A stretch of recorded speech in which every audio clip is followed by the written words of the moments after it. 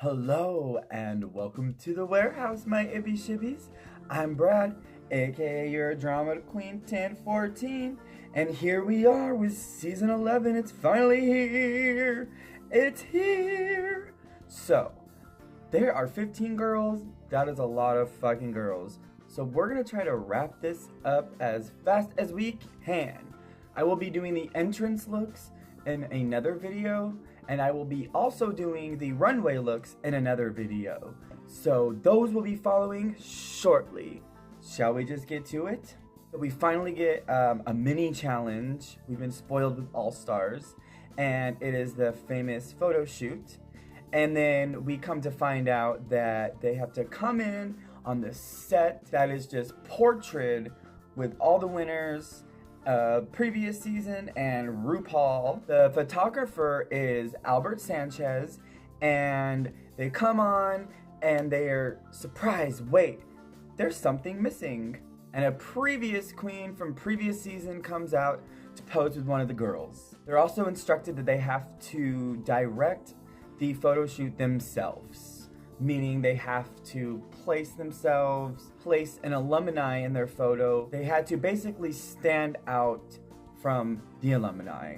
Now, I'm not sure if the pairings were intentional or if they were drawn at random, but some of them made a little sense, some of them didn't. So basically, for edit's sake, I'm just gonna read off my paper because there is a lot of girls, like I said, and they did not show a lot. They were very quick with the photo shoot after they kind of introduced how the challenge was gonna go. So we had Scarlett with Raja, Sugarcane with Jasmine. I love Jasmine. Jush, the Jush Queen. Honey and Manila, which we come to find out Manila is her drag auntie. Raja and Ginger Minge. Vanjie and Pheromone. Brooklyn Heights and Angina. Angina needs to be on All Stars 5 just in another year. There's too many All Stars. Then they had Plastique and Sonique. The names rhyme. Also, I'm a huge fan of Sonique. She needs to be on All Stars 5. Shout out to Mayhem Miller. She needs to be on All Stars 5 too. Soju and Pork Chop. And there is spoilers. After watching the video, I was like, foreshadowing perhaps? We had Ariel with Oriko O'Hara. We had Nina West with Raven. Then we had Mercedes and Delta Work. Then we had Kahana and Derek Barry. Akira was with Kimora Black, who looks sickening. Silky was with Miss Mariah, who also needs to be on All Stars 5, yes. And Evie was with Adore Delano. The edit was really rushed with the photo shoot, so when they announced the winner, which was Silky, I couldn't really tell because they did it so quickly. Now, I haven't gone back. I'm going to. I'll probably just say who I thought the winner should have been in another video after I rewatched the episode. So then we get back to the workroom. Everybody de-drags, and Miss Soju is in his confessional, thirsty as fuck, licking them lips, girl, all over the place. Oh my gosh. This is a competition, girl. Get your head in the game. Then we get RuPaul walking into the workroom in a pretty nice, odd, weird suit. I'm not sure what I was looking at, but it wasn't necessarily bad. Then she announces that all of their luggage has been lost in transit. But not to fret, because the pit crew coming in has 15 trunks full of material and fabrics from 15 previous drag queens from Drag Race. So Silky won the mini challenge, which means she gets to pick who gets whom's trunk. Now, I will get to who trunk she assigned, since again there's so many girls, in another Goob and Noob video when I do the runway. But I did kind of thought it was a little shady that Plastique wanted Violet Chachki's trunk, and Silky was like, oh, no, you're not getting it. I'm here for that kind of little stupid catty drama bullshit. It just makes it fun. Oh, it's time to get ready for the challenge, and everybody's getting their outfits together because they have to sew. it seems to be sort of an unconventional challenge in a sort. And we get a narrative that Miss Vanjie does not want to go home on the first episode. Just like every other queen who has walked through the door has said, I don't want to go home first. But we understand she's been in this place before, so there's a lot of pressure on her. We get Silky complaining about the lack of fabric that was in her trunk.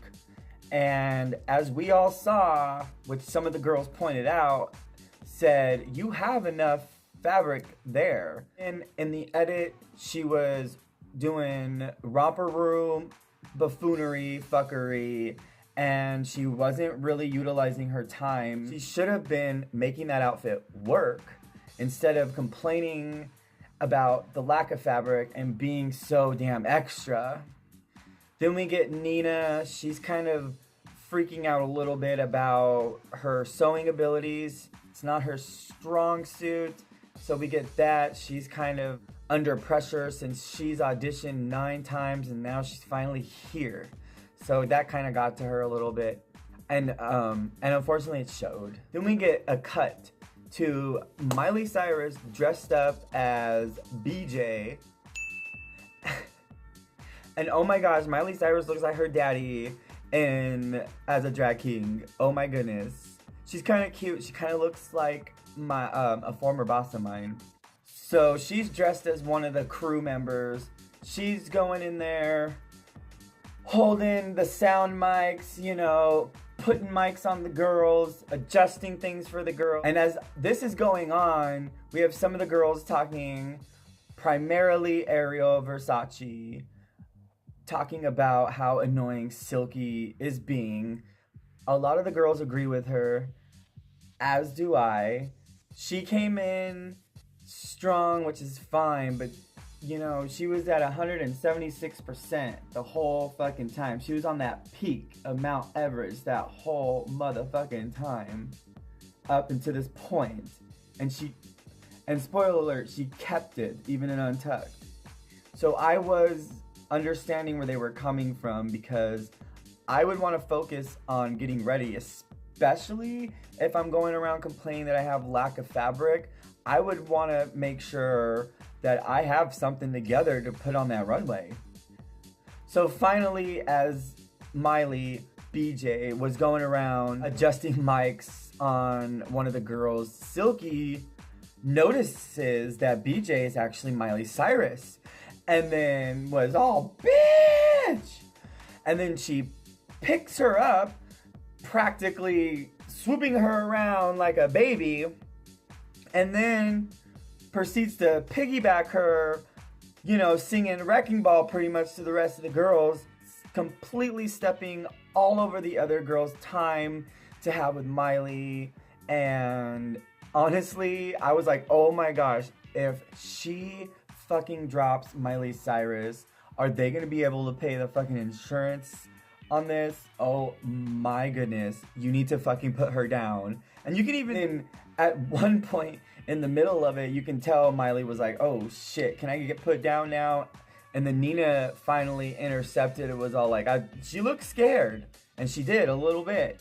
To me, that was a little uncomfortable to watch because as a drag queen, as a fellow performer, as a performer who has worked with other people in the industry as well, I felt that was completely and utterly unprofessional.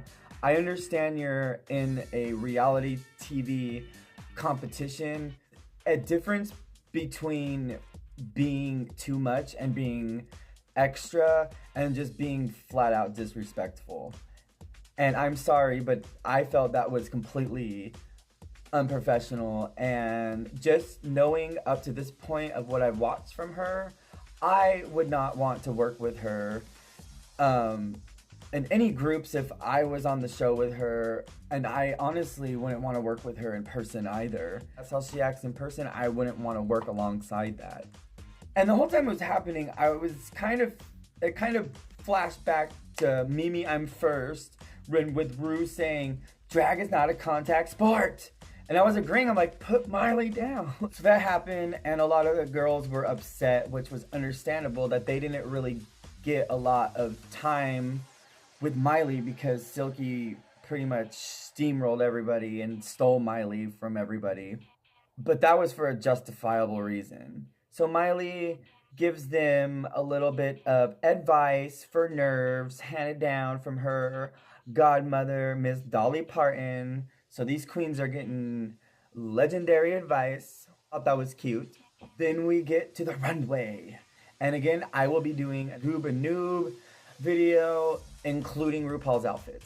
So we have the judges, Michelle Visage, Carson Kressley, Ross Matthews, and Miley Cyrus looking sickening in that Broken Records fucking dress. Yeah, she did. I'm not a huge fan of Miley, but she looked fucking great in that dress, and I loved the dress. So I'm just gonna get straight to the critiques. So I was a little confused by a few things. I was confused why Ariel Versace wasn't in the top, because the next to Brooklyn Heights outfit, I felt that outfit was the best out of all of the other outfits. Now, Akira's, the only reason I think she was in the top was because of that wig. That wig was fucking sickening. Don't get me wrong. I loved it.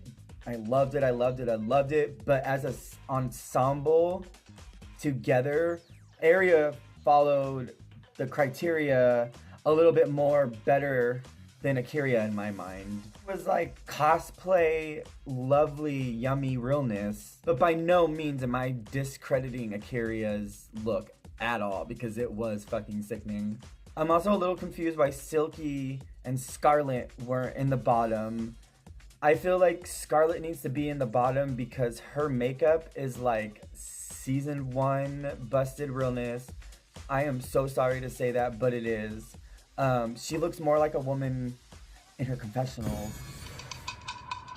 She needs to be put in the bottom too, so the judges can tell her, hey, you need to learn how to do some makeup tricks or something. The outfit wasn't exactly horrible, but it wasn't my favorite of the runway. I only cared for it really because of the color scheme. I always love a black and blood red look. I just didn't care for the silhouette in general. I felt like it was more Violet Chachki and Sasha Velour than it was Scarlett, because up until this point, the 4 times that we've seen her, I don't know who Scarlett is as a drag queen. I'm not seeing a signature, so therefore I'm not sure who that was, but it wasn't Scarlett. It was 2 queens from previous seasons. So that's again why I think she should have been in the bottom. Silky's outfit was just, you guys saw it, and honestly I think she should have been in the bottom and given an attitude check, to be honest with you. I'm also a little confused by Michelle's critiques. She said that she was over Mercedes' look because it was yet again another bodysuit, but yet most of the girls were wearing bodysuits and she didn't clock them for it, which was really confusing. And then she gets to Nina and clocked her for her shoe, which is a character dance shoe. Mind you, for a drag race runway, no, don't wear that because it's not really a dance number. You're just walking down the runway. However, she clocked Nina's shoe when Kahana was wearing the same exact shoe, but it was in black. I was so confused by that.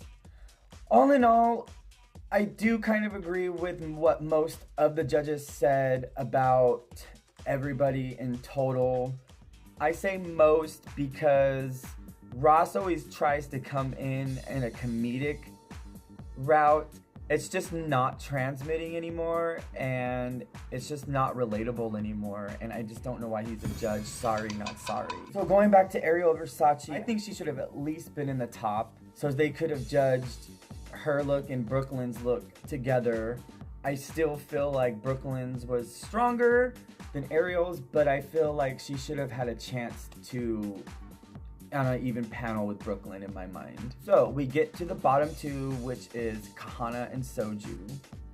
And from those bottom 2, I agree.